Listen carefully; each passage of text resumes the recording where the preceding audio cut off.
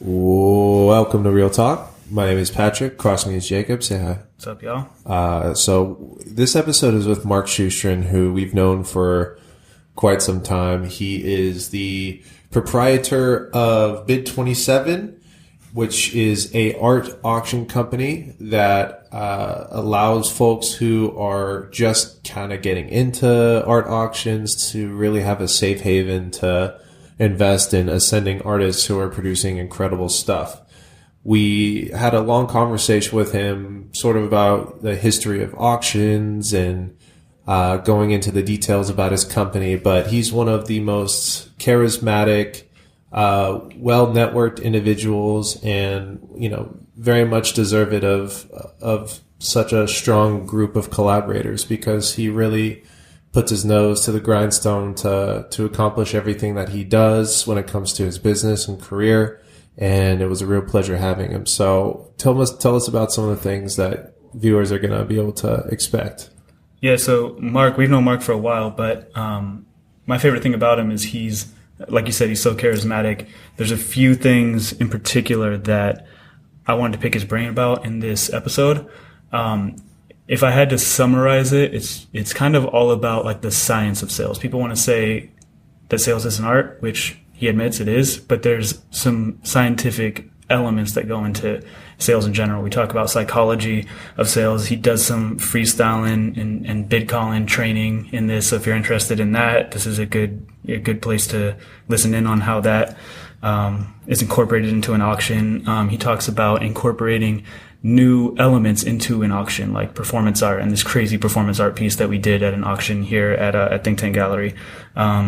He gives a few tips on making sales in the art world, how anything can be sales, even pitching sponsors, which we know very well is the case. Basically, what I would say is if you are someone who has any proclivity for sales whatsoever, if you work in retail even, but you love art and you think, hey, I have a bunch of dope friends, dope artists, or even just cool ideas, and I feel like if I picked up a couple skills here and there, I would be able to sell this stuff and I'd be able to help out the homies and like help everybody that I know make some money because they're all really tight at what they do. This is a really good episode to listen to, especially because he drops like 9 books and movies and websites that you should look up. So at the end of this podcast, if you're feeling inspired, look up everything that he mentions, all the books that he mentions. You'll have links somewhere that you can find them.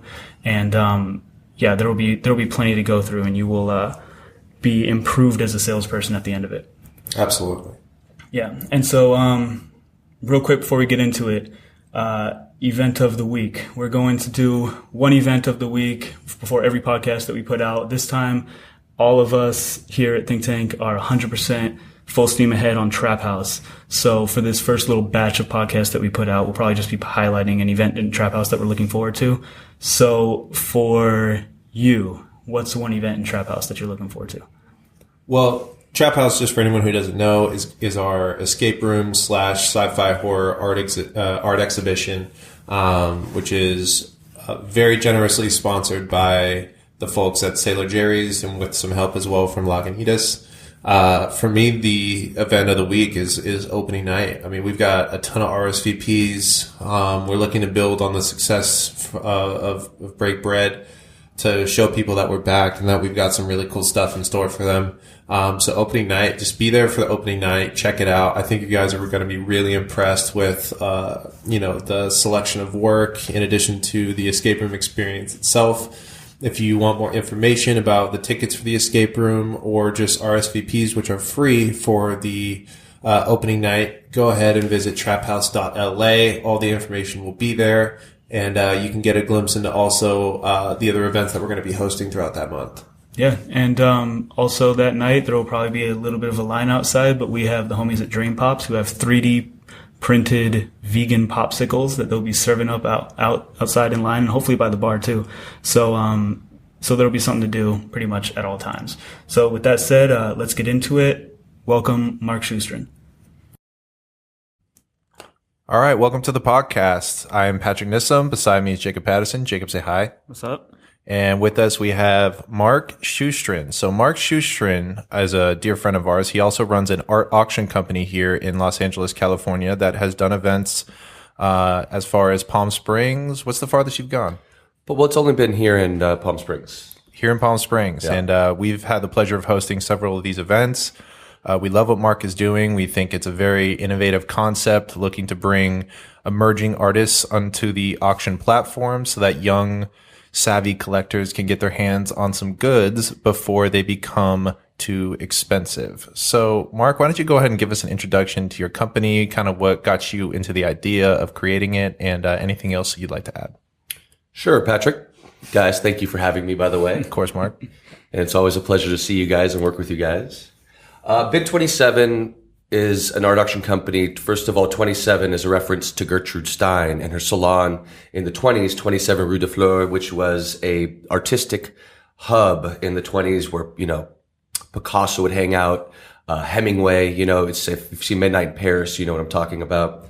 And so the idea is that I wanted to create a similar type of environment where it's kind of a symbiotic relationship with collectors and artists, and we, Bid 27 is an art auction company. So it's a primary auction house, which is very rare. Typically auction houses are secondary, meaning that the art that you're purchasing has been owned by someone that's not the artist. We deal directly with the artists. So we deal with emerging artists.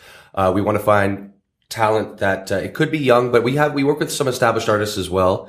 And I wanted to kind of bring a format that's been here for thousands of years, frankly. Auctions have been around for a while. Mm-hmm. But I wanted to bring the auction format used in a different way. I've been in auctions for some time, but, our auctions are a little more lively. It's not the typical auction you'd imagine, like a Sotheby's or Christie's.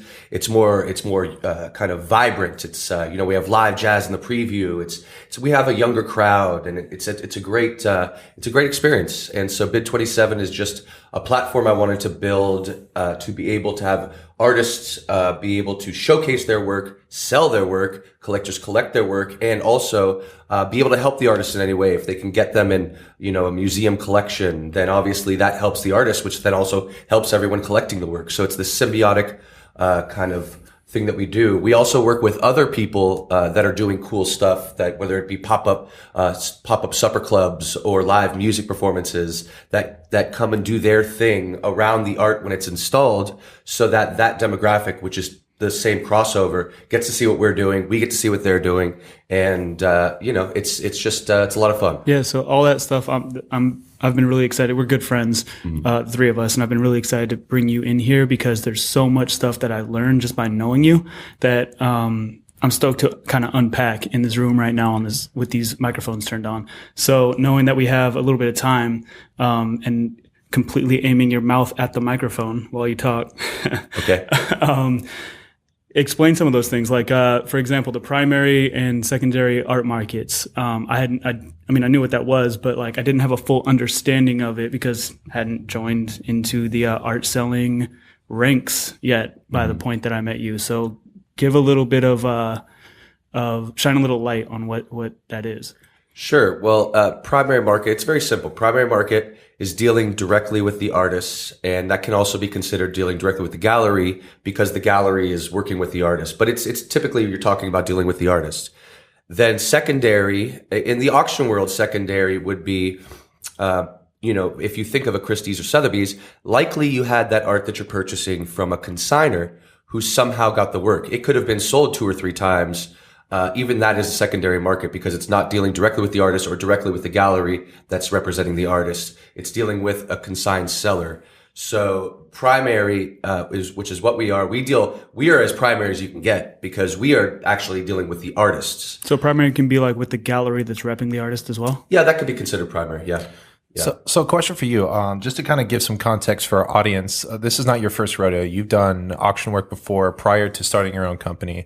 I'm kind of interested to have you give kind of a brief synopsis of, how you got into auctioneering, what types of works you were doing before, and how you got to Bid 27. Sure. And it started because, I grew up here in Los Angeles. My father was an artist. I basically was raised at LACMA. I was born in Cedars-Sinai. I grew up a block from there. And so I was always around art. I studied art history in college. From there, I worked at LACMA actually funny enough, coincidentally, doing marketing for them. Then I worked for some galleries here, prominent galleries in Los Angeles. And I kind of, I'm the kind of person that needs a lot of stimulation in my life. And so I was a little bit bored. You know what I mean? So I got a job with an art auction company that was traveling around the world auctioning art. And I just learned it. And I picked it up very fast. And I rose up the ranks of the company and did very well. And I did that that was in 2007. And I did it for 4 years. But eventually I was like, I want to come back home and build something, because it was kind of like not really building something for the future. And so coming back, I actually went to auction school. We have those. There are those. And it was the Texas Auction Academy. Now it's not as formal as it sounds. It's really a 10-day thing, in Texas? 10-day endeavor. This one was in Texas. They have them all around, less in Los Angeles, of course.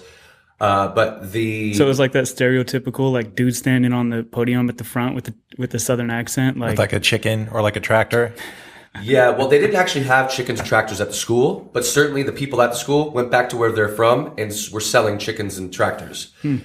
Just to point out that auctions are very much not a thing that's that popular in Southern California or New York. It's more in between the two coasts. Why is that? Auctions, it's just we don't have an auction culture here. Auction cultures are Midwest. Auction cultures are the South even. But for some reason, it's looked at here as something that is something that people do out of desperation. For example, like, because your grandmother died, you have to do an auction for an estate auction to get rid of all their stuff. But actually, auctions are commonly used as a way to sell anything and have been used for thousands of years. Ancient Rome was actually auctioned off. That was kind of desperation. Really? But in Australia, they still auction 90% of the property that's sold there. That's the way they choose to sell because it's the best way to sell. It's called accelerated marketing.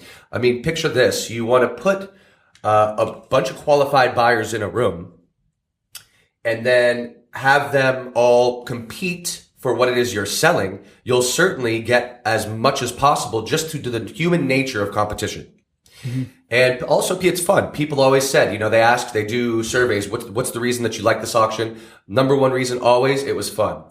And then of course they'll say, I paid a little more than I expected to, but I had a good time. Yeah. So it's a different way, but it's been around for a long time. And so back to my story. Well, real quick. So they auctioned off Rome. What do you mean they auctioned off? So ancient Rome was actually when it was actually had fallen. This is in the turn of the millennia, was actually auctioned off piece by piece to various to bidders. So I mean, they did that. They auctioned off slaves. They auctioned off women. They auctioned off. I mean, auctions are just a way that's to sell whatever that's been around for a long time. A lot of times they're auctioneers that go by the term colonel.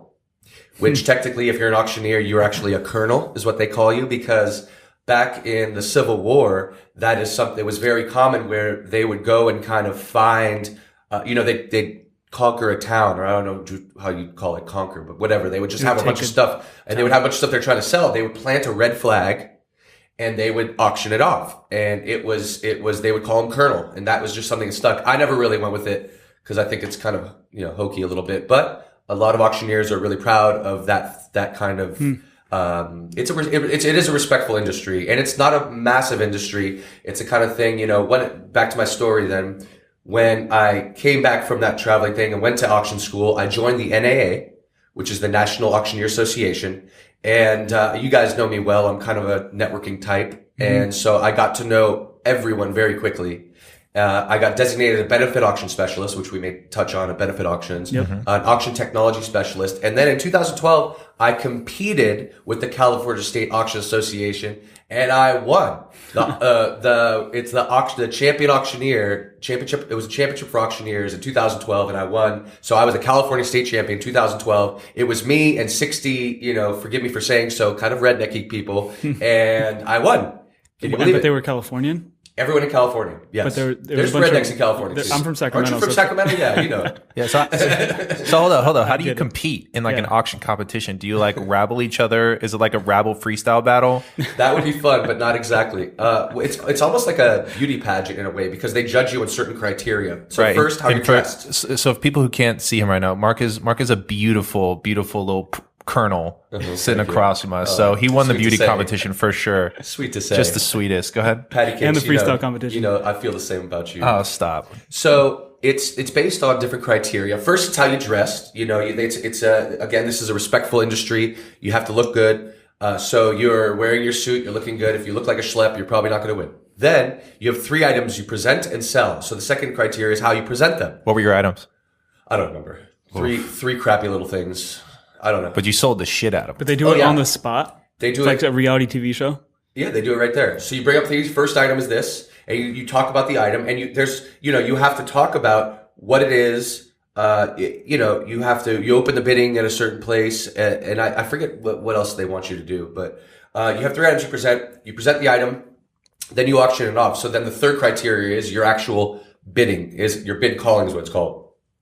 So they judge you on that. So that's the rabble. That's what's called bid rolling or bid calling, and it's what people call naturally the fast talking. Okay. Yeah. Can you give us an example? I know you probably hate it, but this is something I want to preface this by saying we were working with you on Bid 27 for months and months and months before the first time we saw you do a live auction, and you got up there and all of us were standing there like waiting. There was like the team of like 8 and all the people that we had brought that had obviously become your best friend by then because you make best friends with every single person you ever meet. And we're like, all right, here it goes. And you got up there and you started doing it. And we were like, this is exactly what the fuck we want to do. Yeah, the bid roll was on point. It was like listening to like a Twista album for like an Allison Tornero's piece. It was dope. So try to sell this podcast studio for us right now. All right. Well, first of all, I want to say that there's different types of use of bid calling. So there's many industries in the auction world. And so in the art world, typically you don't go as fast. You don't bid roll as quickly because you're not dealing with professional buyers. In the cattle industry, for example, those are the auctioneers you think of when you think of an auctioneer. They're the ones that go so fast, I can't even understand them. And they can because the buyers they're dealing with go there every day and they're professional buyers at auctions. And what is that? Just an efficiency? Yeah, because they're doing it so quickly. They move lots and lots and lots. I mean, you'd be so amazed. And it's at fractions of money. It's like nickels. So it's small amounts of money, large amounts of items, going real fast to get through the day. So that's exactly why. Interesting. But another thing is that the bid calling is to drum up excitement. So if you're doing it right, it's a rhythm, right? And so you kind of look at people when you're going and you're doing it. If you see someone like tapping their foot, you know you're doing it right because it's kind of like they're getting lulled, you know? Interesting. So yeah. So the way it works is you kind of have, it's called filler phrases that you cycle through. What is it called? Filler phrases. Filler phrases. So, you know, Patrick, I think you and I we freestyled it together before. We did. Freestyle rapping, you know. I think one of the reasons, well, we were battling. This guy's always trying to battle. I call it a cipher, if anyone listening knows what the difference is.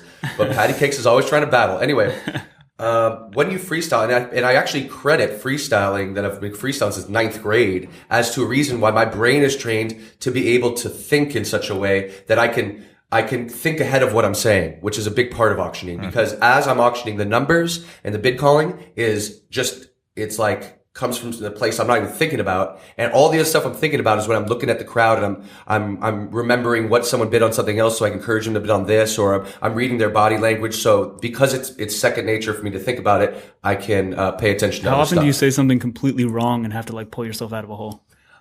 People might not even realize. Yeah, I mean, I don't know what I can say wrong. Like what? I mean, I don't know, just something that embarrasses somebody. Or... So, for example, you were talking about like you have kind of a sample of words that you pull from, right? Is that yes? So filler phrases, yeah. Filler phrases. So, what are some of your filler phrases? So, filler phrases that I use, a very common one is "Would you give?"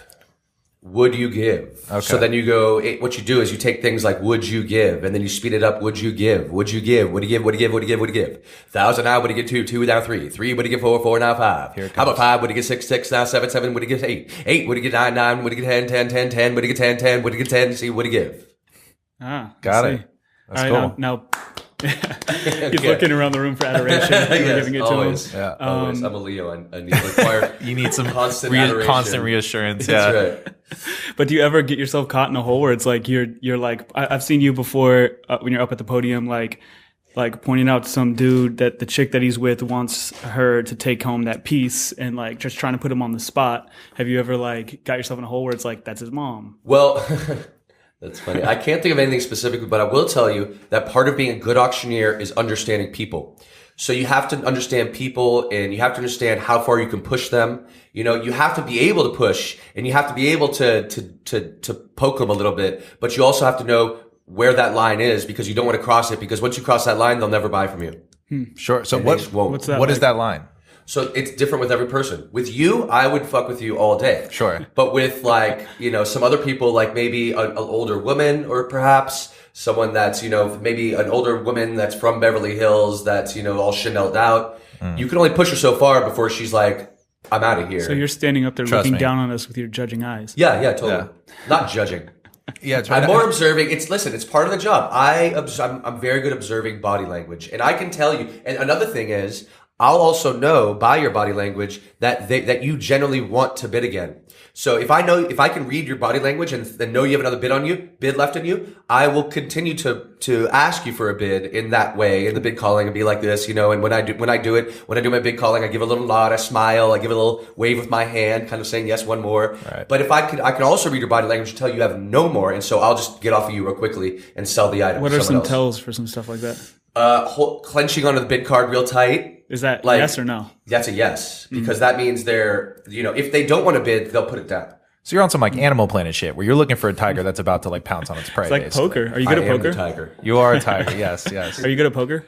I'm feel like you fairly, would be. I'm okay. I don't know. I think I have a lot of tells. Like you need to play it more to Maybe. pay more attention to.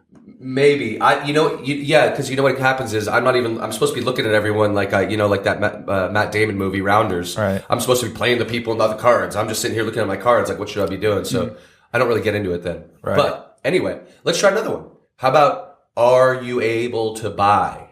How about that one? That one's long. Cool. Let's roll it in. Are you able to buy? Are you able to buy becomes you able to buy, you able to buy, you able to buy, you able to buy, you able to buy, you able to buy 10 now, you able to buy 11,000.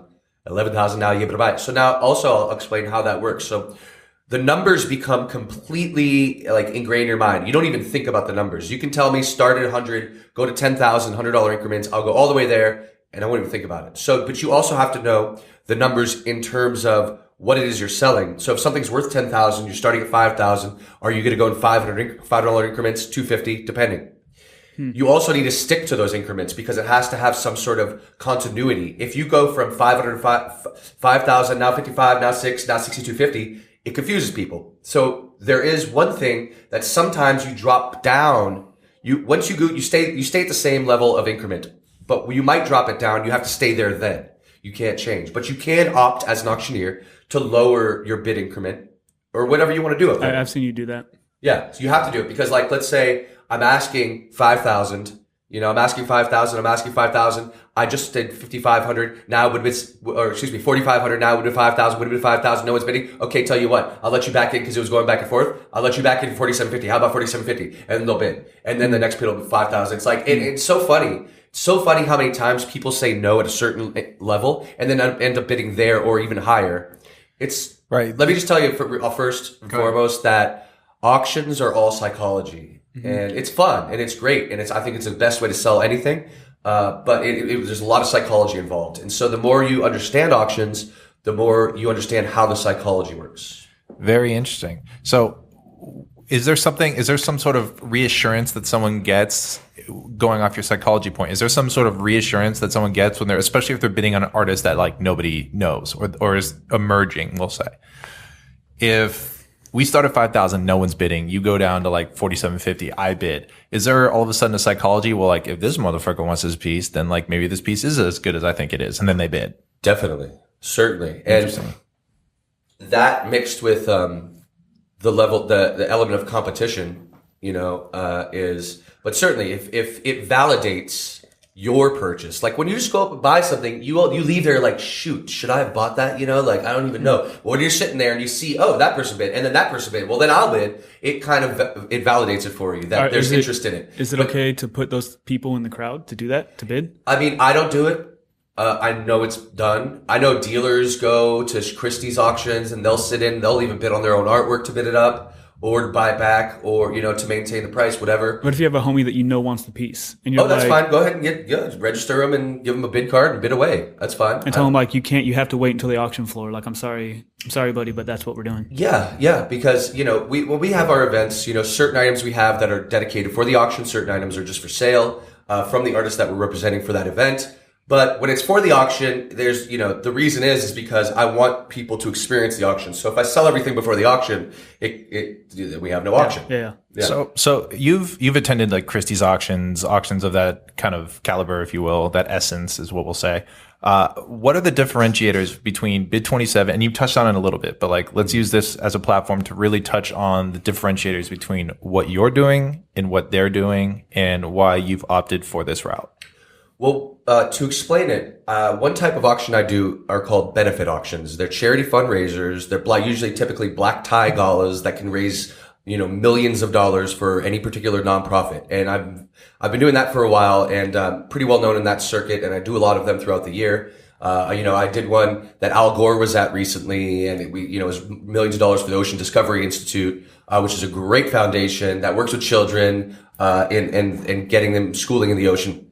Anyway, I diverge. That's cool. I divert. Yeah. It's so I love that business. But what it is you're dealing with people that go there to raise funds. But here's the difference of that type of buyer than any other type of auction buyer. And that is when they go there, they don't really know. They know they're going to support the foundation. They don't know exactly what it is they're likely going to buy, and they don't know how much they're going to pay for it. They just know they're going to have some drinks, they're going to have some dinner, and there's going to be an auction. So they are non-professional buyers. They're just there to support. And so your job then as a benefit auctioneer is to get in there, be entertaining, have energy, and also present the items well so that people can understand what it is right then, as opposed to knowing too much, and then have some fun with them and and don't auction off, don't just be like a robot auctioneer. You have to have some play with them a little bit. You know what I mean?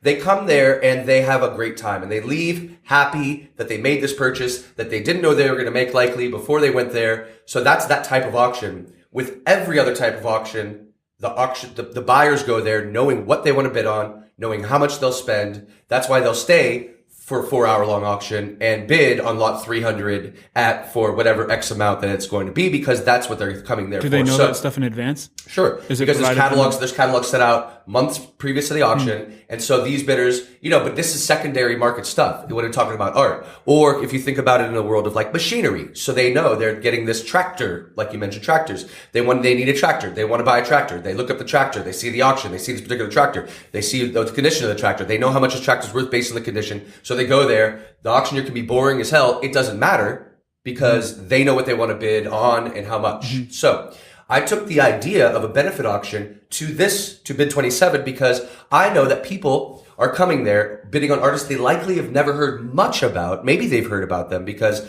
a lot of our artists are they've done some great things. They're rising. They're rising. So we definitely try and promote the auction as much as possible before the auction. So we have great marketing materials. Patrick, you're a great resource in terms of visually, the little vignettes and videos and the other marketing pieces we have. The catalog that you work painstakingly on, which Blanca's here with us in the studio, and she just saw coming here. I said it to her. She was like, that catalog is beautiful. You talking about the Pulp one? Pulp, yeah. We just found it. Thank you. We'll figure out a way to upload it online. And to preface that, we have worked with. We'll get into our history, Think Tank and Bid 27's history together. But yeah, we worked together with you on that. Yeah, and so we do as much as we can to promote. Not to mention Jacob, your very talented writing about the artists, because we get as much information we can from the artists to promote them. So when they show up, they know a little bit. They may know opening bids, but the point is that they're not professional buyers. Many of the people that come to Bid 27 auctions, at least for the first time, they've never been to an auction before. This is their first auction they've ever experienced. So it can't just be a typical auction. It has to be more fun. So we do it fun. It's more energy. We have more. It's more. It's less formal. I don't want people to feel intimidated. I want people to have fun with it. You guys have seen me kind of operate, and it's there's an element of education. I definitely talk about the artists and their background, and then I put it in kind of a historical kind of context so that people can sit there and they learn, and then also have fun with the auction portion when I get into the bidding, which is not like, someone went 10,000, 11,000. I mean, it's more upbeat. Yeah. So how it sounds like that's a business model that comes with a lot of problems. Like it might be a lot more difficult than hitting up people who already know, like going into markets that you know there's money existing in there, instead of having to all in one night teach people what an auction is, make sure that they're having fun, put them in a comfortable setting so that they'll buy work, and then make the buying process simple, and then also select stuff that's valuable while you're introducing two different groups, which is artists and like up and coming collectors, to each other and to the auction market at the same time. Why did you decide you were going to do all that incredibly difficult stuff for your company? Well, it is true that it is a challenge, and that's probably why it doesn't exist. We, as far as I've gathered, we're really the first ones doing this. But I think that education, I think people are smart. I think people are looking for new ways to buy art. I think people are looking for new ways to get engaged with art, with artists, with the art world, learning more. People are starved for knowledge. They always want, if you ever go to a museum and you hear a docent talk, people just kind of like start to gravitate over there because they just always want to learn more, because art is a mystery to a lot of people. Very good point. And also galleries are very intimidating, as we all know, for the most part. So I think that, yes, it's a challenge, but I think that I really wanted to encounter this challenge because I feel with my background and all the things I've done, I can actually create something that will succeed in this challenge. And I think once people start, plugging into our network and start coming to our events, after the first one, they've learned a lot more than the second one. They may not buy at the first event. That's fine. I want them to be a part of this. And when they feel comfortable enough to buy, it only takes an auction for you to understand what's going on. Then the second auction, you're even more comfortable. By the third one, hey, you find a piece you like, you see how the bidding is doing, your buddy bought a piece of the last one. So then, it's time for you. You and your wife are there, you and your girlfriend are there.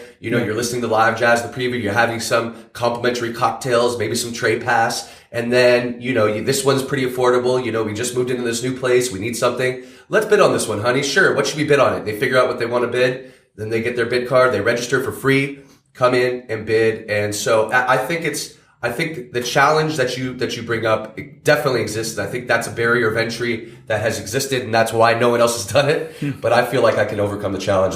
And with Bid 27 and you guys and this great team that we have. Here's a follow up to that. Yeah. So the audience is one side of that. You need to educate them on the auction process, but you also have to not necessarily educate, but introduce these artists who are absolutely new to the auction process. Like probably 100% of the artists you've represented have never been on the auction block. So how are you selecting artists in a responsible way that because secondary market, it's like I can never remember the word. What's the word that's like the proof that this piece is worth this much because we've sold? It's like track record on. Well, provenance. Provenance is more of history ownership, but yeah, it's there's almost like a blue book, like with cars. Right. So how do you create that with rising talent that have never been in that setting before, or what's your goal to create that? Because like you say, you're kind of trailblazing here. Well, my goal, I very much look at Bid 27 as a platform. I encourage galleries to come to the auction. I'm not holding on for dear life to these artists. I want their careers to flourish. And so, I'm looking forward to the future of their career. Now, to answer your question about what exactly was the question? Like, how are you responsibly choosing artists that that these buyers can invest in? Well, first of all, how do you identify them? Sure. And help them. In the art world, there's definitely certain paths that have been distinct paths that show that an artist has a good trajectory and is doing the right things. And our price point is generally very reasonable. Our price point we keep, and I like to keep it at that. In the live auction, our works are typically at an average of $1,500. They can be upwards of $3,000. They can be as low as a couple hundred, but it's around $1,500 and or around $1,000 to $1,500, $2,000 in that range. So I feel like at that price point, you're not breaking the bank. So it's something that I'm introducing you. Bid 27 is introducing you and the collectors there to some fine art that we as educated individuals are recommending. Your job is to find it, connect with the work, love the work, and once you know that you like it and want to live with it, then that's when you decide to buy it. I don't sell this art as investment. Although we do pick artists that we have, that we really have confidence in terms of them having a successful career. And we also want to help them along with that career as best possible. So with these collectors, like I think I mentioned, briefed over a little bit, that that we want, if they have some way to get them in a museum collection, if they can, if they're on the board of MoCA and they can get this artist in the museum collection, it's just a symbiotic relationship of reciprocity that once that happens, it's going to help the value of the art, that's going to help the art that you're collecting. But we don't go into it like that. We want this to be, I don't pitch it for investment on the investment side, but the artists that we do work with, we build great relationships with, it takes educating, because you're right. A lot of the artists haven't dealt with an auction before.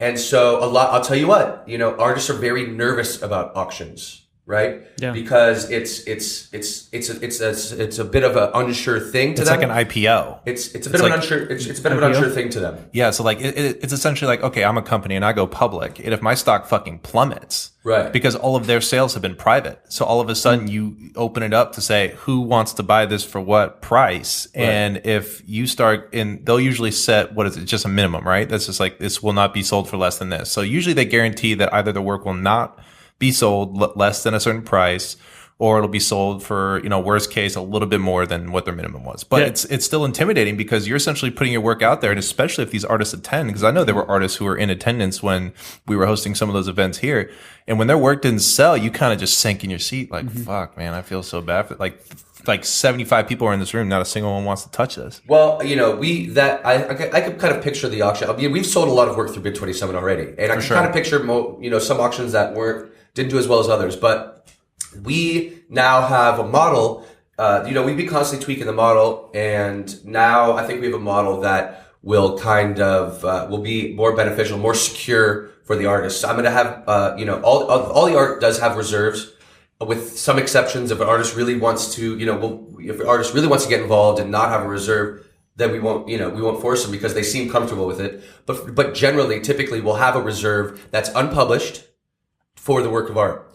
So as an auctioneer, my job is to protect the seller. In this case, in any auction, in this case, the seller is the artist. So it's my job to both protect the seller and to get as much as you can for the seller. So I will protect the price of the art. On top of that, I will try and get as much possible for the work. So we do set a reserve that everything we do is very transparent with the artists. We want to make sure that they know everything that's happening from A to Z, so that they can, are completely comfortable with the process and know that I'm protecting their value of their work. You're teaching them the auction process at the same time and making them comfortable with it at the same time. Can you explain the strategy of a reserve, and like when people use a reserve versus don't use a reserve? That was a very important learning curve for Patrick and I when we were introduced to the auction process. Sure. Well, there's obviously two ways to sell anything in an auction. One is with a reserve, one is without. A reserve means there is an amount at which you cannot sell less than. A non-reserve. Say that one more time. It's an amount at which you cannot sell the item less than. So it's like the lowest possible amount. It's a safety net. Yeah. Now you can start the bidding below the reserve and bid on behalf of the seller up to the reserve. So if the reserve is $5,000 or $1,000, then you can start the bidding at $250 and go $500, and you can bid on behalf of the seller. Once you get to that reserve, it's live bidding. So it's just a way to get momentum into the auction. But in terms of starting below the reserve, but that reserve is in place so that the artist knows it. You've already talked about it. We have to, it has to make sense. We have to get realistic values from you and manage your expectations as an artist. You have to show us proof as to why you say your art is worth what it is. Blanca is actually an appraiser. So Blanca with Bid 27, she actually is an appraiser as well. So she can appraise emerging art as well as, established artists. So you have to have some sort of comparable sales to tell us that's why you're saying it's worth X amount. So we want to protect your work. And we will. And those reserves, that's what a reserve. So reserve is the amount and it's unpublished. It's just between the artist and I, and it's in a contract. And so we say, it's contracted so they know exactly there's no secrets, there's no hiding. I want to make sure it's very clear to them. And then for the buyers, we tell them that they're maybe an unpublished reserve on the work. Figure out what you want to bid up to and just bid up to that, Yeah. And I have actually seen through Bid 27 itself, I've seen some artists that I've really, really liked seeing come up the ranks, really sell their work like crazy through the Bid 27 process. And so for all intents and purposes, I mean, I've got to say I was really impressed to see. I mean, the struggles are apparent whenever you have any sort of startup, and I don't think any of those struggles involve the artists themselves or you in particular. It's just kind of the learning curve of figuring out, downtown was a blossoming environment at the time. And so some people were like, well, I'm in the West Side. I don't know if I want to come to downtown. Sure. But you still had a really significant amount of people who were there to buy, not just to hang out, showing up. And for that, I definitely wanted to give you some credit while we had some airtime, because it was impressive to see. Yeah, and it's important to know too, like we just did a show called Break Bread with Baker's son and Scott Hove. And Baker's son, the first time that we really saw his work and the fact that it could sell was at a Bid 27 auction. Mm-hmm. And he sold a bunch of his shit to like people who own coffee shops and restaurants or whatever it was, who I don't know who the buyers were. You probably do. Mm-hmm. But we were like, okay, this could be cool. And then we did another thing with him and he sold a few things. And then we were like, all right, let's try to do something serious and see if we can really sell his shit. Now he has, whatever the word was that said, provenance. Yeah.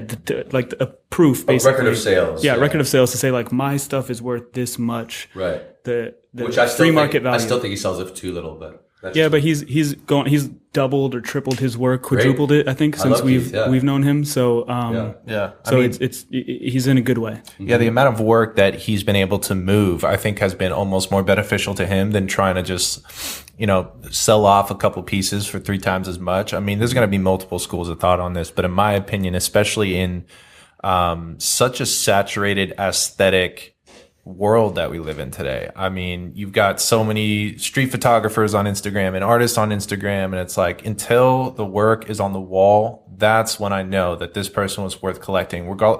If he's selling at hundreds, if he's selling at thousands. I think he did a really tremendous job moving volume and is now getting to the point where he's working with, very powerful public art figures in Los Angeles putting up murals. And that's a very, he's working big with Warren Brand of Branded Arts. He's been, talking to Tyra Banks and shit, like about his work. It's important. Cool. And I do appreciate his idea too of he still wants to paint small stuff that's accessible. Right. I own more Baker's Son pieces than any other artist I know. And it's because Baker's Son makes stuff that I can buy. It's because he understands where I come from and where his collectors might come from, where they can't afford his big stuff. And he does want to sell that too. And that's where someone like you comes in, but he also can sell the smaller, more accessible pieces. But I do want to talk about that though. The idea of an auction and continuing to educate our audience, because we had a little crash course just by knowing you on the value of putting your work into an auction. There's a kind of like a concept that once something sells at an auction, you've kind of defined its, like, what is it, like the free market value or something? Because until then, it's all theoretical. People are trading it here and there and trading it for money or whatever they are at galleries and places like this. But there's something more final about selling it on an auction block. Is that correct?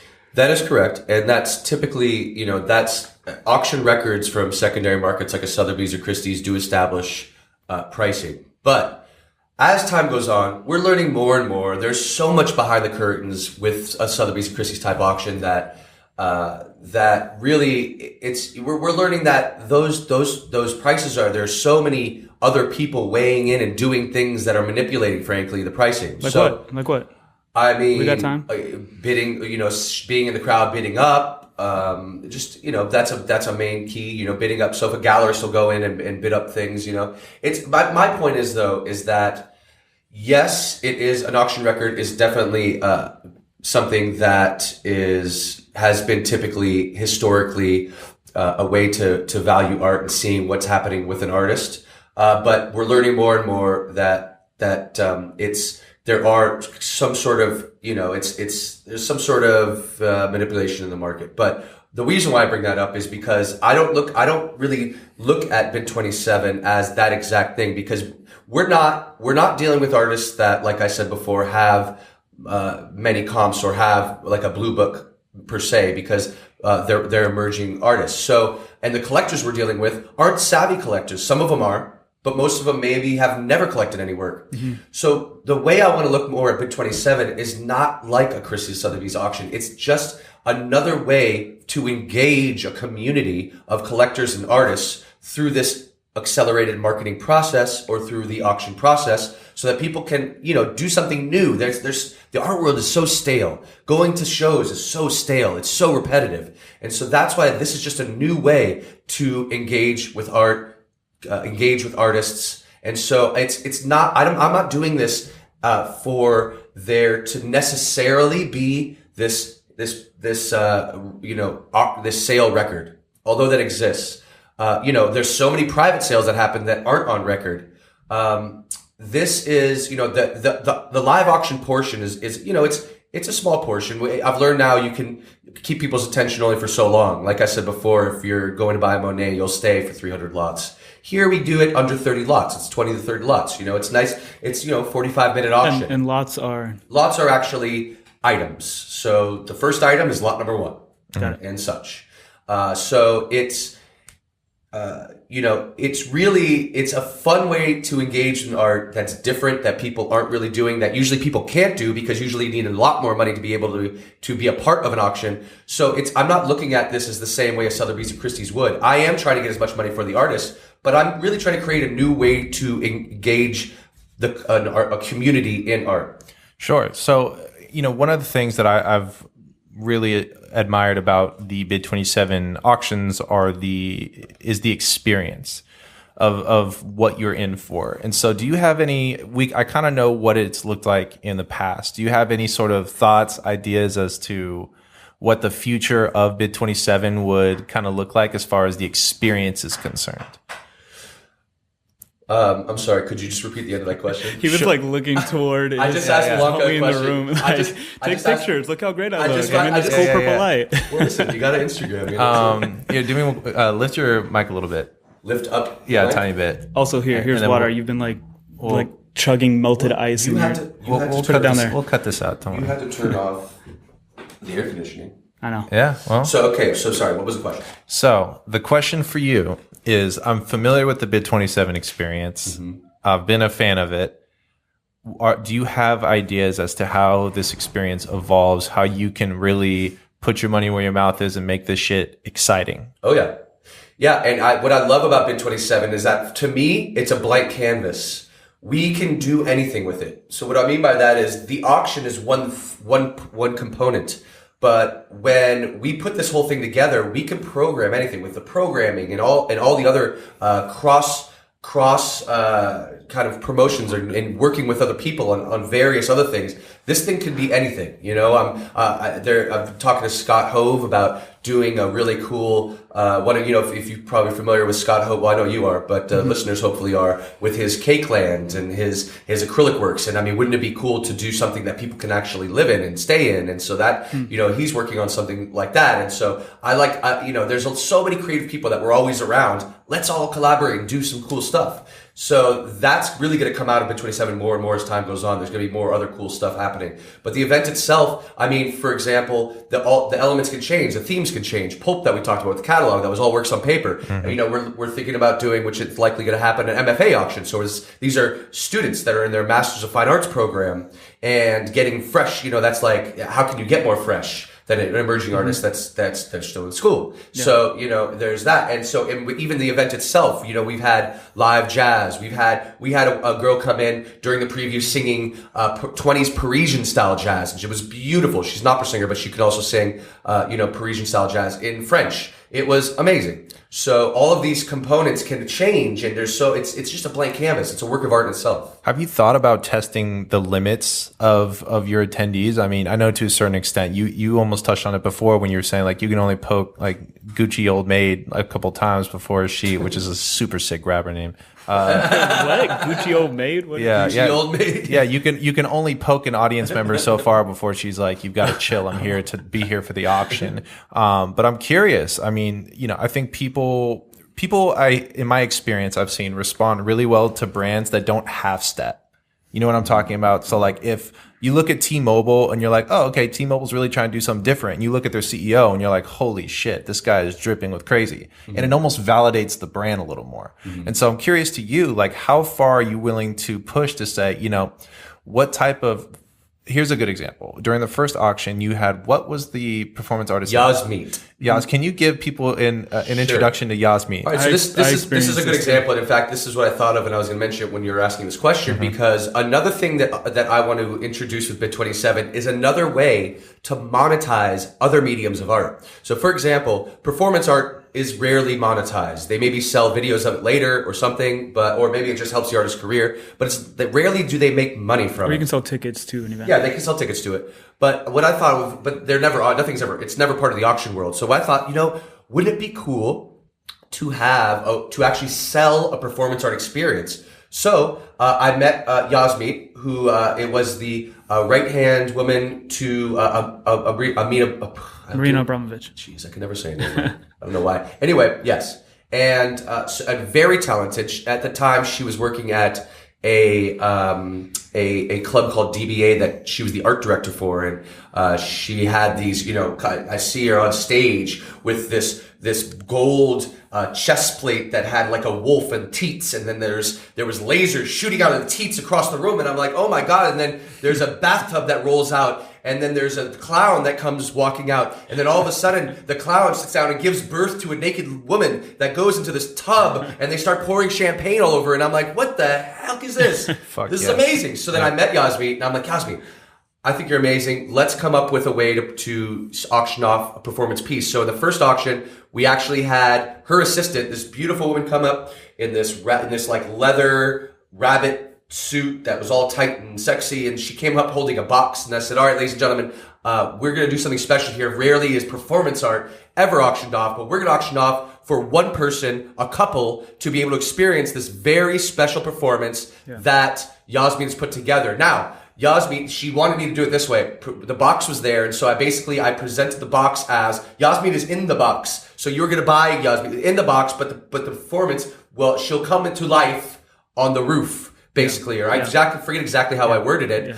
And then I actually auctioned off the experience of this performance art piece, which I actually ended up doubling. So what I mean by doubling is I auctioned off the piece to a certain amount. Then what I did is I ran it back a little bit and sold it twice. This is a technique in auctions that a lot of benefit auctions do. For example, if you have a trip to Paris, what you do is if you have two of them that have been donated, you'll auction it off to, let's say, that certain amount, and then you'll just knock it back to that last bid, and they both get it for that price. So that's called doubling it, right? Oh, that's cool. So we did that in the performance art piece, and guess who one of the buyers were?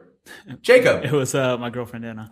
Well, okay, Anna bought She got it for us, for you. And was it amazing? It was incredible. So basically, it was like, this was one of the things that most excited me about Bit27. And when we were talking, because we were lucky enough during those formative times to be part of some of the conversations. We were like, this is what I imagine this bringing to the auction scene. This is what I imagine, doing with this brand and this, that, and the other. And one of the things that we were most hyped on was exactly that, saying like, how do you auction off a performance art piece? Well, you can auction off tickets to that performance for a very, very, very limited experience. And so it was like, I think you had some glasses that were like prism. Future eyes. Yeah. There are these like prismatic glasses that you put on. Yep. And they designed their entire performance art around that. And so we put these glasses on and we were brought up the stairs. I know the venue very well because it's our venue, but I was imagining the whole time for someone else to have experienced that, they would have no idea where the hell they were going. They don't know where they're going. Yeah. They only have this really, really hot chick who's like walking up with you and like really sexy clothes and like holding you both by the hand and bringing you up. You don't know who's touching you and who's not. So sometimes I had like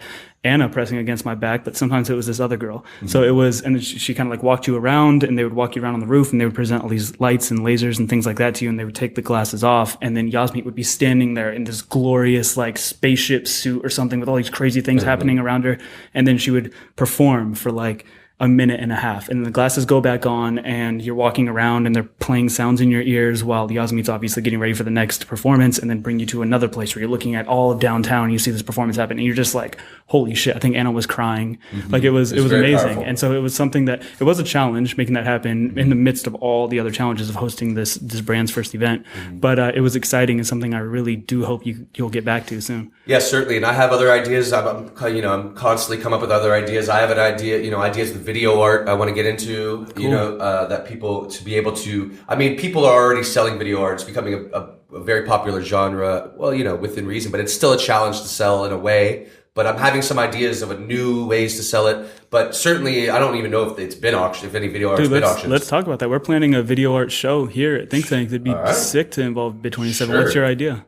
Well, or how much you can talk about, like to an I'm still kind of formulating it. But the point of the matter you just want is to figure that, out how. What's that? You want to figure out how to auction that. Yeah, I mean, genre. I think that I imagine a Google Chromecast getting involved with this, and whether or not Google's a part of it, but the actual buyer gets both the Chromecast and the art piece and is able to put it into any TV, and so that art can come with you, where you are in a way.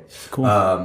So there's different ideas, but I think that there are so many mediums out there that are so amazing that have not even been touched in the world of auctions, that are barely touched in the world of galleries, and more just exist because the artists are so amazing and come up with really cool stuff. So I think that if Bid 27 it has the ability to go anywhere and do anything and really do some creative stuff. Cool. So, that performance art piece is a great example. Yeah. So what do you got coming next?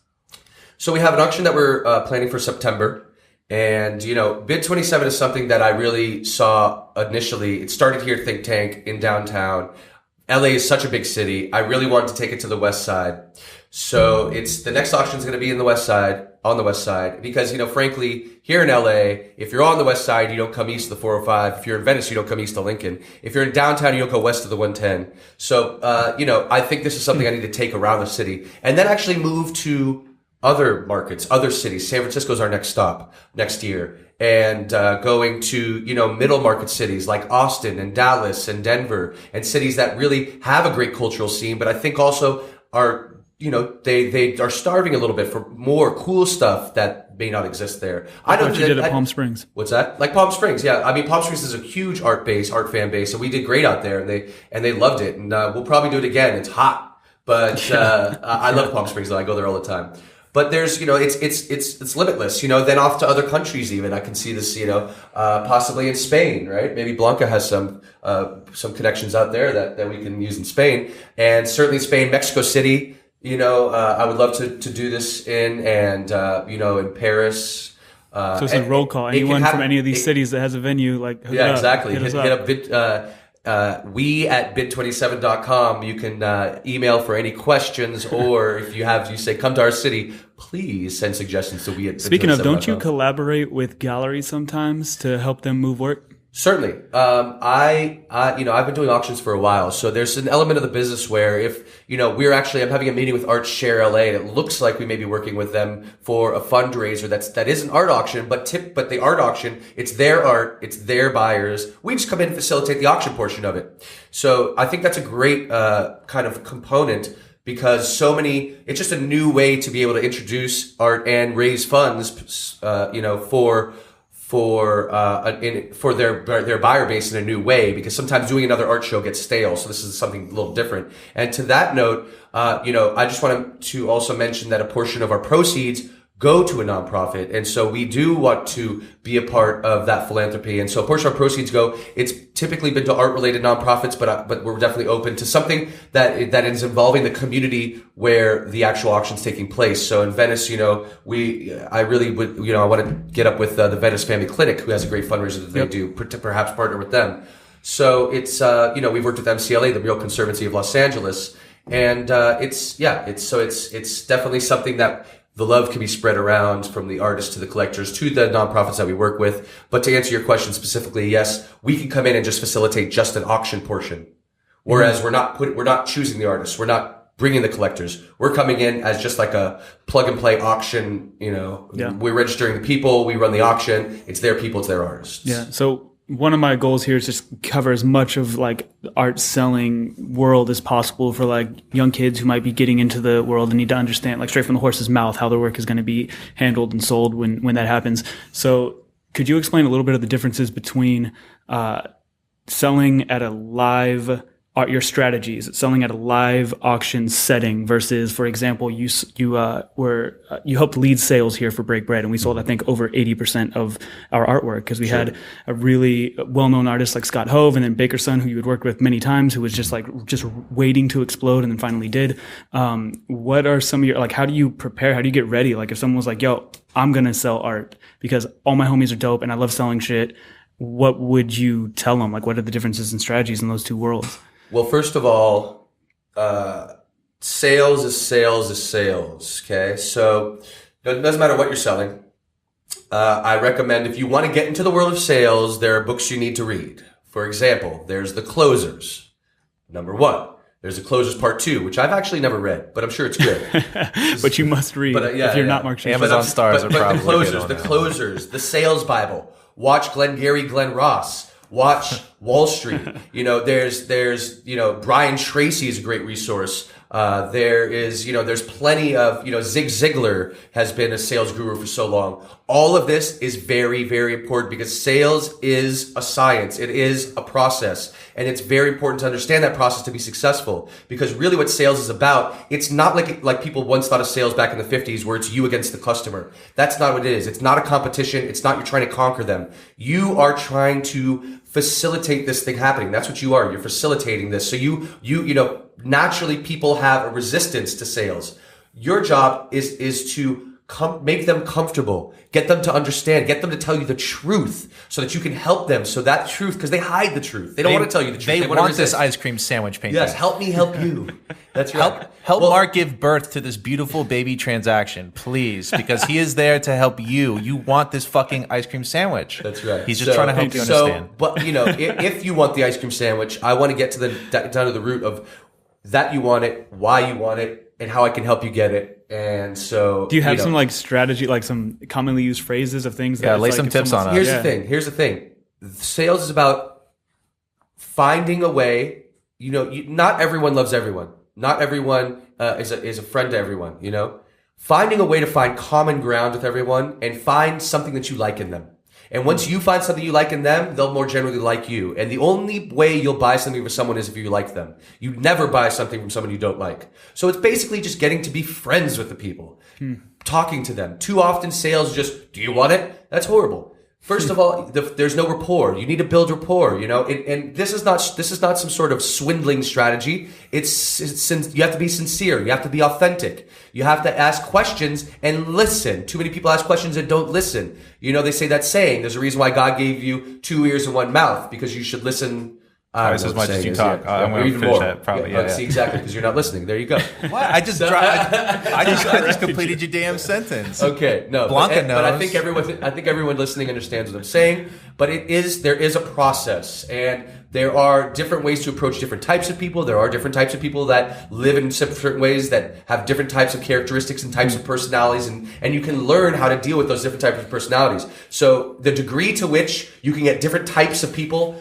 to connect with, like you, mutually, that is the degree to which you'll be a successful salesperson. Okay. Let me a quick psychological question. Do you approach them? Are you like a cool customer when you approach someone? Like, hey man, like, cool jacket. Where'd you get that? Are you like, hey bud, like, sweet jacket? Well, naturally, I'm just a high energy kind of person. Okay. Yeah. So you got to be you. I think is a big part of that equation. Totally. Yeah. Okay. You get fakeness comes off is very detectable. Oh yeah, you can smell that shit. And like, she's like, nice earrings. You're like, oh, geez, right. Jacob, go ahead. So how do you identify if something is sellable? Because a lot of times you walk into a situation, and one thing that I always say to your credit is, like, if you put a bunch of people who would be apt to buying something in a room with a bunch of shit they'd be apt to buy, and then stick Mark Schustrin in that room, those dots are going to get connected because that's what he's really good at. But how do you know in advance? How do you identify in advance if, like, this shit is sellable and this is an audience that'll buy it? And do you ever say, like, no, I'm sorry, I can't sell that? Well, another part of sales, a big part of sales, is product knowledge. So just like you find, even if this guy's a complete dick, you find something that you can like in the guy so that you can find common ground and sell something to him. Similarly, you have what you're selling, you generally do have to believe in. You do have to like. If it's something that you don't believe in, if it's a shiesty product, if it's a shitty work of art, it's going to be hard to sell. And frankly, yes, I'll turn something down. I'll say, this is not something I want to sell. I only sell things I want to believe in. whether it's art, whether it's whatever. I mean, I was auctioning in the machinery world, you know, and I mean, that's a little different. Maybe I shouldn't even go there, but it's yes, I would turn something down that I didn't believe in. So you don't believe that there's people who could sell anything? Sell water to a whale? Yeah, of course I could, but I choose not to sell things that I don't believe in. Because you don't want to go that way. You want to have more fun with your job. Yeah, I want to be able to recommend. When I sell art, I'm recommending the art that I'm showing, that I'm displaying you, I'm recommending it because I believe in the artist. I believe in the work. I believe that if you like it, because that's obviously has to happen, that you're going to be completely comfortable when you go home and hang this on your wall for the rest of your life. You're going to love it. Okay. I want to believe in it because of that. So that when I do just me displaying, just me offering it, it means it's my recommendation to you. And I wouldn't recommend something that I wouldn't recommend for my mom. Yeah. Okay. So I have a specific example. And this is not an auction. And that's kind of the reason why I bring this up. So you handled sales for us for Break Bread, and you sold, Scott's, the biggest piece in the whole show, which was Scott's Execuside, I think is what it was called. Yep. On April Fool's Day. So we didn't fucking believe we were it like, for 2 hours. And then you April Fool's us and un-April Fool's us and April Fool's us. It was a pretty good joke that you pulled. But Thank you. I think the sale had already happened by then, but you were just waiting until April Fool's Day to tell us. Mm-hmm. But so you sold this piece to a buyer in France, I believe it was. That's it was correct. the piece that Scott had brought with him to Banksy's show, Dismaland, and it was just like this piece with history that Scott was like, why can't I move this shit? Like, this is my most valuable piece that I've made so far. Yes. Why can't I move it? So what was your strategy? Like, how'd you like, I believe in this work so much, and you sold it to a person across the world? Like, how'd you do that? I think the key to something like this, you know, this was a gentleman that was in France, and his English was a bit spotty, you know, and he was admitting, and I told him, listen, my French is non-existent, so don't worry about the fact that your English is not the best. I don't mind. We're communicating fine. And I think maybe even just that was a start. So I was already completely comfortable, making him feel comfortable with his his insecurities of communication. So usually, I'm sure with people that he deals with and that are salespeople in the States, they probably already get frustrated, where that's the first step. So then I got to ask him, you know, what is it that he's looking for? What type of work has he collected? He was specifically interested in Scott's work, but I kind of gently guided him towards that work because that was the key piece of the show. Yeah. Why would you not recommend, of all works that are in the show, that piece? Now, one thing is I also qualified that he was able to purchase it for the multiple thousands of dollars, tens of thousands of dollars that it was. Yeah. I'm not sure if I'm supposed to say the exact amount, but it was, you had a hot lead, because I remember it was someone who had hit up Scott to buy one of his small cake fang pieces. Yeah. Hit me up, and then she was like, "Oh, also I know this guy. He also likes Scott's work, and he has more money than me, so he might be able to sell like one of the bigger ones." And so I was like, "Oh, cool, this guy, meet Mark," and then you kind of took it from there. Yeah. So. Yeah, I mean, it's just about a level of empathy and patience and thoroughness and follow up. I constantly was following up with him. Even I just sent you guys an email. You were on it as well, right, Patrick? That I forget if I copied you too. I hope I did. But I sent an email to all you guys. I had him. You know, I wanted him. I'm like, listen, Sir Buyer, which also shall remain nameless. Yeah. Please, when you get it and you install it, send me a picture so I can show it to Scott and everyone else involved, because we're very happy for you that you collected this work. And that's like going beyond, you know, you follow through, you know. And so he sent me the picture, and he's like ecstatic that he has this work hanging on his wall, and I'm happy for him. So it's the level to which that you can be as excited with the buyer to be able to sell and follow up as a friend, you know. You really want to see this thing through, because too many times salespeople, they'll make a sale and then it's just like on to the next one, and that's not cool, because people feel like then they'll have like a buyer's remorse, or they'll question the fact of if they should really happen. So you really want to come from a place of understanding them and having empathy and follow up. Yeah, and did you like celebrate that day when you were like, it's sold? What'd you do? Yeah, I was pretty happy, but then again, it wasn't sold until the actual money came in. So that's another thing. Don't count your chickens before the eggs. Yeah. Don't count your eggs before the hatch.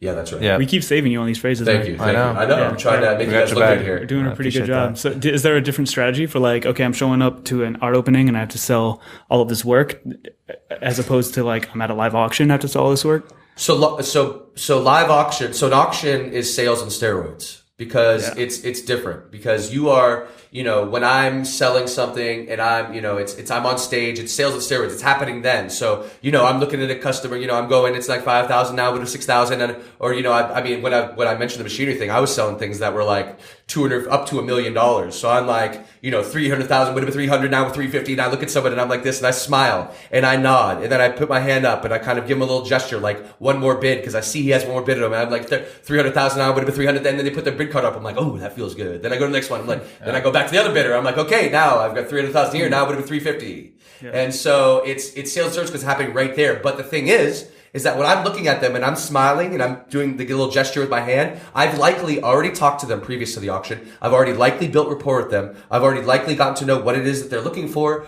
And so I'm, that part has already happened. So we have a connection already, the buyers and I, that the people don't really know about, that I'm, that when I'm actually looking for the bid and I'm smiling at them, it's not to a stranger. It's an accelerated, that's why it's called accelerated marketing, because it's an accelerated sales process. Yeah. And it's fun, and it gets your heart beating. Yeah. Do you have a good memory? Like, are you building profiles in your brain of like, oh, this is Tommy, like he needs some, he needs a tractor for his farm, and that's like Dale. I'm just like totally. Well, let's stick away from this. We'll get off with the tractor. Yeah, but okay. So yeah, because that's old news. We're talking about our next generation Bid 27, Gucci Made. So you look at Gucci Made, and you know that she wants stuff that looks like Gregory Siff, and you talk to Robert, and he wants stuff that looks like human. Are you building these profiles in your head? Do you have to write this shit down? Is it a combination of both? Well, here's the thing: is that there's various ways that we present art to our clients. The live auction's one portion. Now, let's say we also have art that in the event that's static for sale. We also have commissions that you can purchase. So if you really love an artist, we get to know what it is you're looking for. And so you can actually have a customized piece made just for you with some loose guidelines, because we like to have the artists have their free reign of creativity. And you can have a commission done. You can buy a work. We get to know, if we don't have an artist that we've presented so far, we still want to keep you on as a client, so we could get to know what it is you are looking for, what it is you do like. And we can find that because we have our finger on the pulse of various genres of art, of various types of artists, that we can find something that is a good fit for you. Another thing is that when there's an auction, let's say there's 5 bidders bidding back and forth and bidding, everyone's bidding, boom, sold to this person. There was 2 or 3 bidders before them. Them putting their bid card up, showed us that they liked that. Mm-hmm. So typically, you'll get a call or an email from Blanca saying, hi, we saw that you bid on this particular work, or at the auction, at the event, if we can catch up with them, say, we saw that you bid on this work. Can we show you other works by this artist that you may like, that may be in the vein of what you obviously liked because you bid on it? How do you capture their information? Do you have like a spreadsheet going somewhere? Yeah, well, certainly when you register, we get your information. But their taste profile.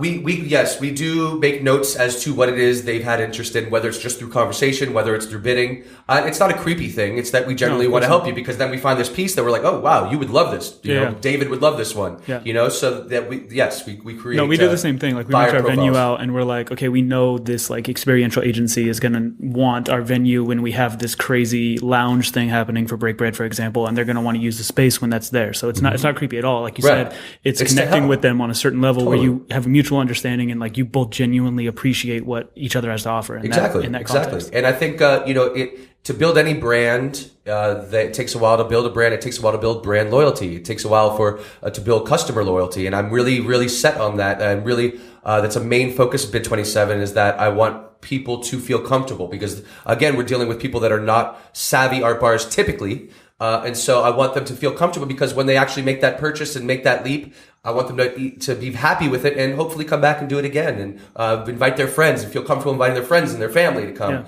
because they've been treated well. So you're a person who can feel comfortable almost anywhere. Like someone can put you somewhere, you'll make friends with everybody. That's just like why you're one of my favorite people to bring along. Like we went to NASA for the JPL thing, and you were just making friends with everybody that you saw. It was a great time. I get it from my mom. A little 5-year-old kid, you were getting run over by a Mars rover, and you're just like, having a great time. Yes. But what setting exists in the art world that could make you uncomfortable? For example, for me, there's been multiple parties I've gone to, and I'm more like I don't know. Sometimes I like to be in much more lowbrow situations, and I get uncomfortable in the really, really highbrow shit sometimes, even though I did study art history. It just sometimes it just grosses me out. Is there anything like LA Art Show? There's been plenty of times where I've gone to events around them and felt uncomfortable there. Is there anything for you that you're like, I don't want to involve myself there? Well, I'll tell you that I understand completely what you're saying, and that's a big turnoff for a lot of people is the art scene, and generally, typically the higher end galleries that feel very pretentious, and the crowd feel very pretentious, and I'm not gonna say that I don't feel comfortable there, but I understand how people don't feel comfortable there, and that's why Bid 27 is something that's different, and it's something that you can come to and feel less. You could feel more open, open to conversations with people, and people aren't gonna stick their noses up at you. But I certainly know what you're saying. But frankly, I don't. No, I do feel comfortable in every situation. but I created this because I know how common it is for people to be intimidated by that same scene that we're talking about.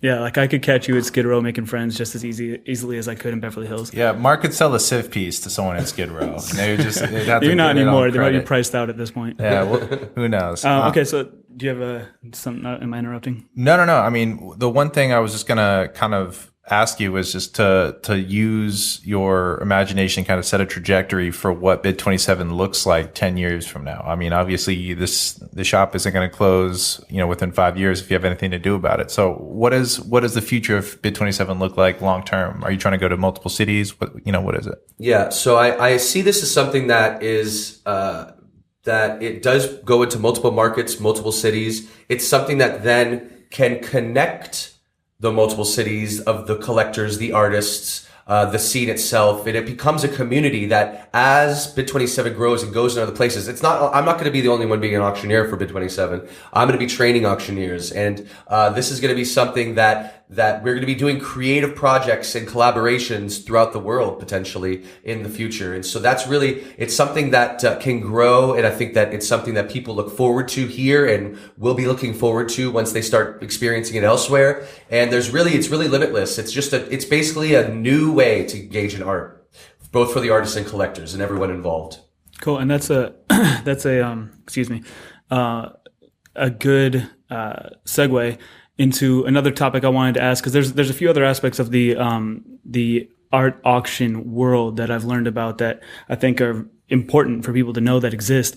One of them being these, like, I guess you would call them sharks that you put out into the crowd. How do those kind of function? Shills? I don't know what the term is, but like people that are just out there helping you out when you're on stage and you have people down there. Okay. Bid spotters. What is shills? What's the... A ringman. A ringman, yeah. A ringman. No, shills, I thought you were talking about people that some auctioneers, which I don't do, put in the crowd to bid, fake bids. Oh, yeah. No, we covered that. We covered that already. Yeah. So no, yes, they're called ringmen, and typically every type of auction has them. Art less, but it's basically support staff, trained individuals. This is an art. I actually started doing this, a ringman, because I love it so much. And the ringman's job is to both be the mediator between the auctioneer and the crowd, because it's hard to communicate if the crowd has a question, the buyer has a question, if they're confused about something. So you need this trained person to be able to communicate information back from them to you and vice versa. And so there's that. They also drum up energy. So like if you'll hear, they'll be auction going when a bid comes up. They'll go, yeah. And I like to have my ringmen say yes. So they go, yes, yes, yes. And so it drums up energy, So they're integral part in the success of an auction. And rarely do you see them in art. They're a staple in cars and everywhere else. You have to have a ringman.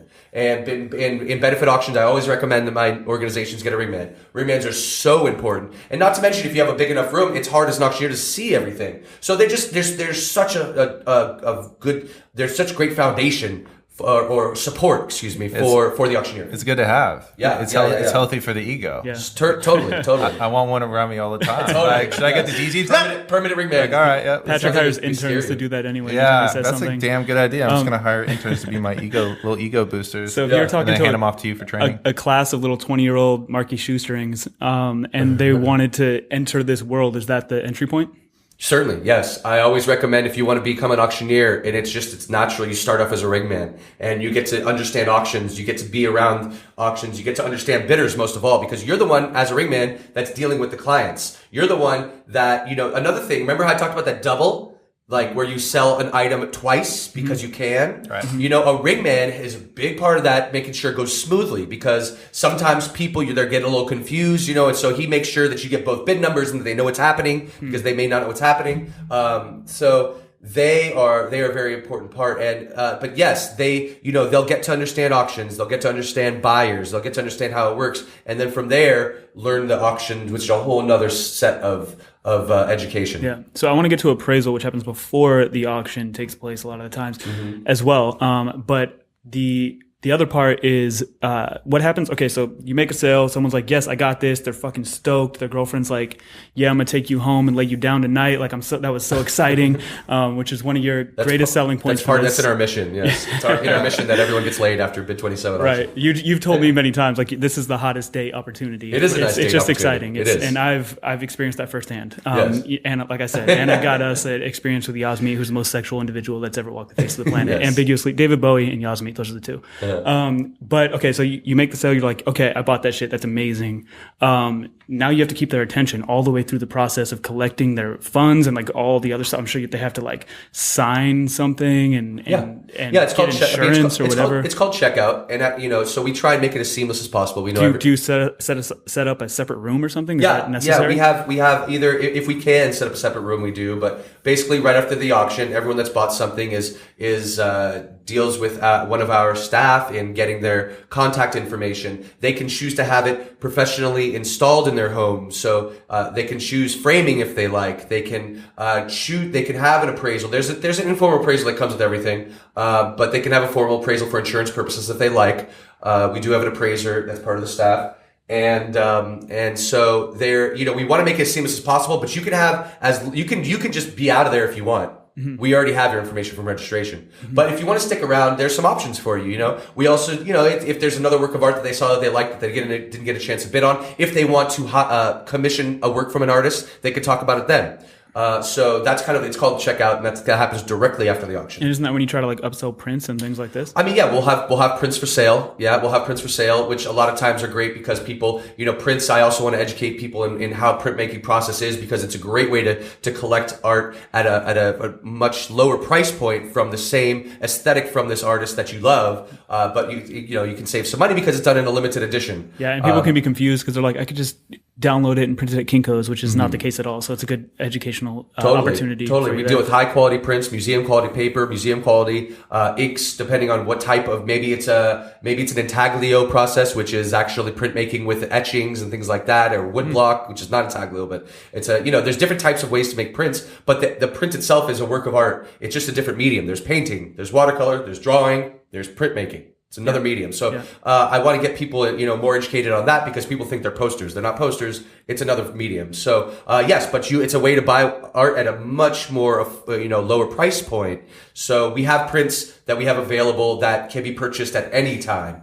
Another thing is, this programming that we're talking about that we do, we have the art installed, and we have, let's say, a week of programming at any time that we're engaging with this community of collectors. They can commission works. They can buy works that are not out of the auction. They can buy prints. So you mean like a week of programming is in you install the show, and then you host various things like supper clubs and other Bid 27 branded events, and then at the end of it is a live auction, or correct. So they can like pre-bid on stuff, or what? You could certainly pre-bid, yes. And we have with the auction itself, we have an online portion of it where you can put absentee bids online. You can actually watch the auction online. It's called Bid Squares, who we work with. Likely. We've worked with a couple of different people, but it looks like we're going with Big Square. But this time. And I really like them. They're great. We've been talking to them. But it's a platform online where you can actually watch the auction online, bid in real time online. Up to the auction, you can put in absentee bids. For those things that are static sale, you can buy now. So it's something that you don't have to come back necessarily to live auction. Although, why would you want to miss such an exciting event?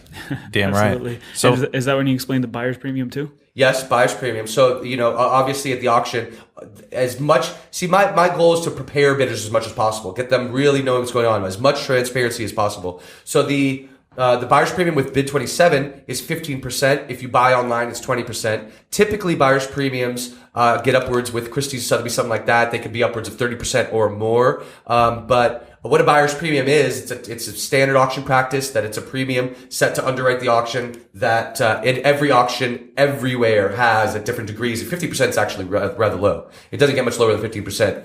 But that's our buyer's premium. 20% again. And what that means is if a online. piece sells for $100, you're paying $115. Yeah, $115. Yeah. And the $15 goes to the auction house to cover cost. Correct. Yeah. Yeah, underwrites the auction. So every auction has it. So yeah, we do too, and I'd like to keep mine lower than typical though. absolutely. And, if you ever see Mark Schustrin at an event, and especially at a Bid 27 event, and you want to learn more, I'm sure you're an approachable guy. You okay with people coming up to you asking you auction questions? I feel like that's part of the deal, right? Most certainly. I encourage it. Please do. So if one of those people happened to be Mark Schustrin at 20 years old, and he said, Papa Mark, I need help. I need some guidance. I know you're many years older. Can you give me some advice? What would that be? And this is me. This is you specifically. We're transitioning into you talking to your 20-year-old self and what advice you would give. Something you wish you would have known. Something you wish you could tell yourself. That you're involved in now that's unexpected that you wouldn't have guessed at 20. Let's see. Who were you at 20? Like, what were you aspiring to? Yeah, give me a little profile. 20-year-old. I mean, Mark Schustrin. I was in the art world already. But I had no idea that I'd ever be a part of the auction world or an auctioneer. Did you think you could even enjoy that? Well, I had a background in acting, and when I was in high school, I was in the Theatre Arts Magnet here at Hamilton, and I was actually in a play in Scotland in the Edinburgh Festival, which won awards. So I was comfortable on stage, and that always helps. That certainly plays into my ability to have a good presence on stage. If you're born in LA, that's in your DNA. So yeah. So I don't know. I would say just don't stop learning. Like start reading all, like, it's really in terms of sales, like it really hit that corner and took off once I read all that information that I talked about earlier. Mm-hmm. So I think that's a big part of it. If I had done it earlier, I would have been better earlier, because I didn't really get into that stuff until 2007 when I was working with this traveling auction company. So I mean, that was a big part of it. I think it would have definitely accelerated my career earlier. But other than that, I think that I've learned to have fun with things, and I've learned that at a later time in my life. So certainly, to have fun with whatever you do and give it your all. And so that's something, I think that is what that's what I would tell me. Yeah. I mean, those books that I'm going to look them up. I find myself in situations constantly where I'm like, I need the ability to make a sale right now. And it might be selling an idea. It's not necessarily like selling a product right in front of someone. So I'm definitely going to read those books myself. Listen, whether or not you realize it, everything that everyone does is sales, because you're constantly, in every interaction with people, there's some element of a sales process happening. Now, Jacob, I'll tell you, you actually are very good at sales. You just don't know it. So I think the books would be good for you, because then you realize, oh, wait, I am good at sales, because I tell you what, you are the most knowledgeable, person that could talk about works of art, and it gets people excited about art. And that's really the number one. That's the hardest thing. Well, you can transfer your excitement, and that's a big part of sales. But then I think that chapter that you'll appreciate, that I think will take you to the next level, is closing. Yeah.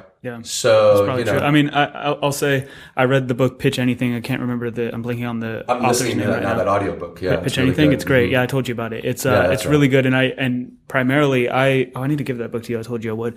But I learned so much about like pitching an idea to a corporate sponsor. Like I used some of those strategies to sell Break Bread, which essentially was a sale, to Cirque du Soleil. We already knew they wanted to be involved in the project before, but they needed like confirmation.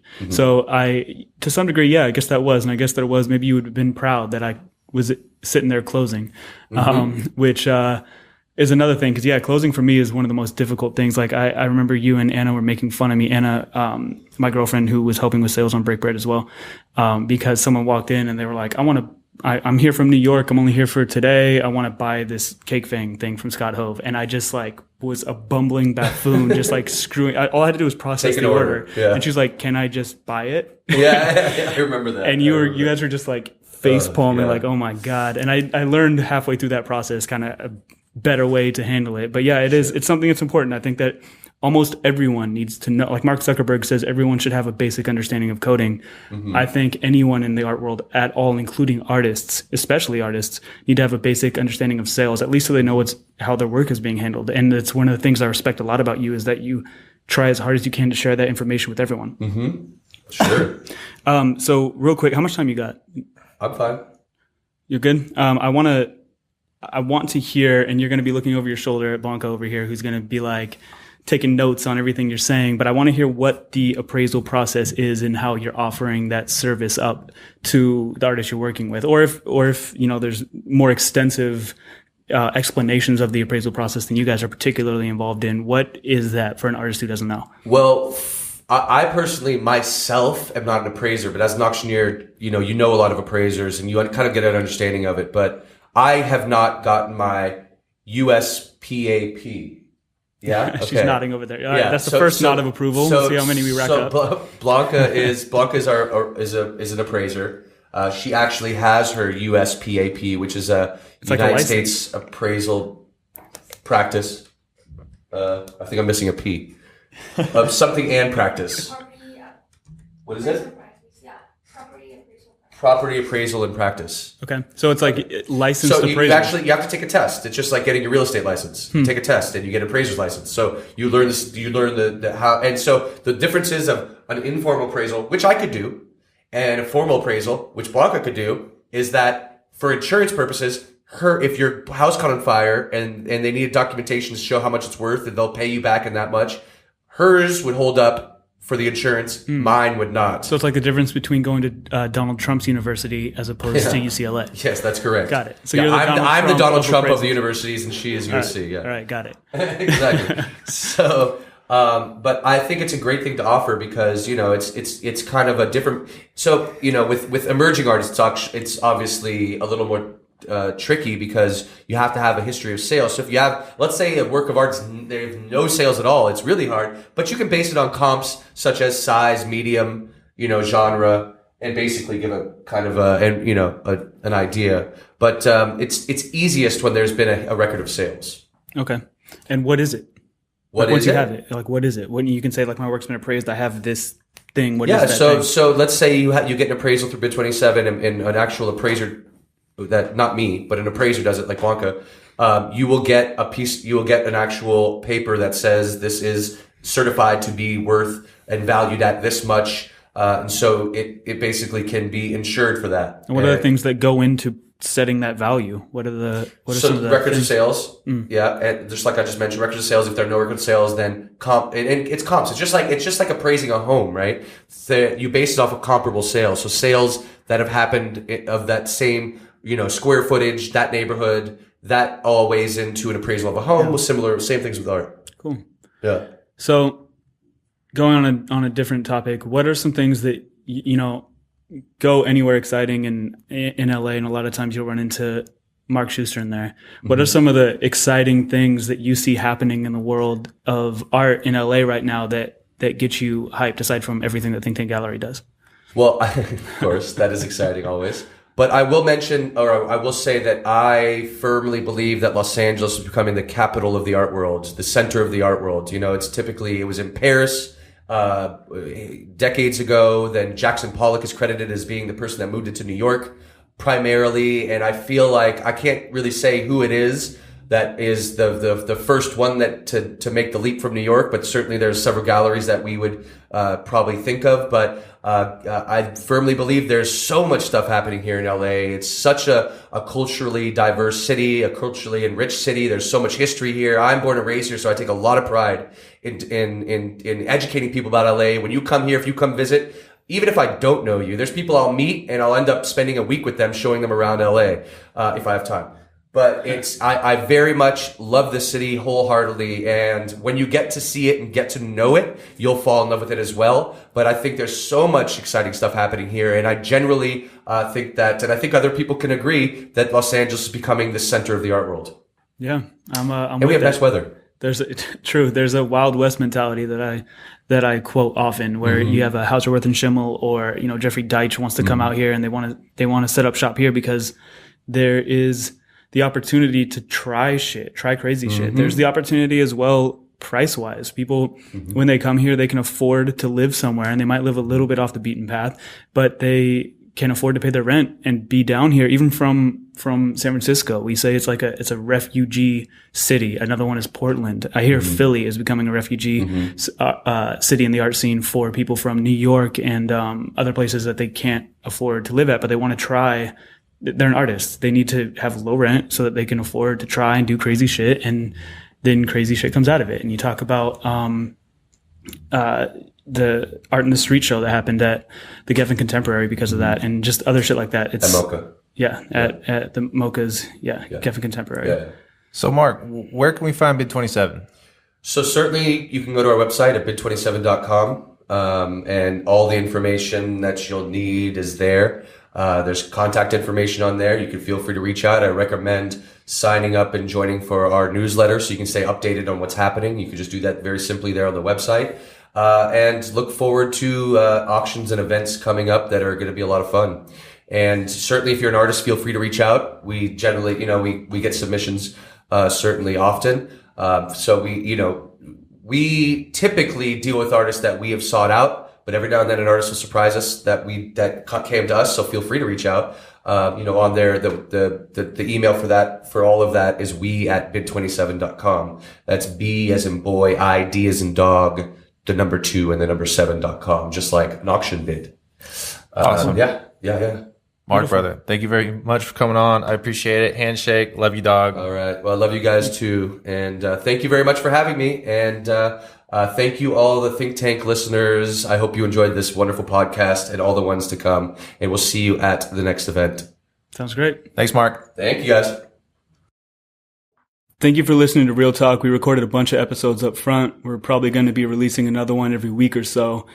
So please check back. Follow us on Instagram at ThinkTankDTLA. And please vote for us on iTunes. We'd love to show up on New and Noteworthy. It helps the podcast out a lot.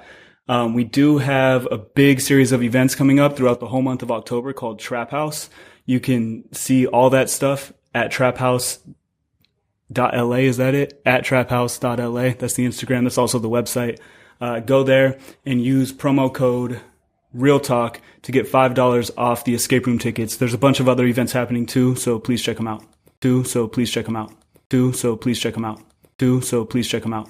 So please check them out. So please check them out. So please check them out.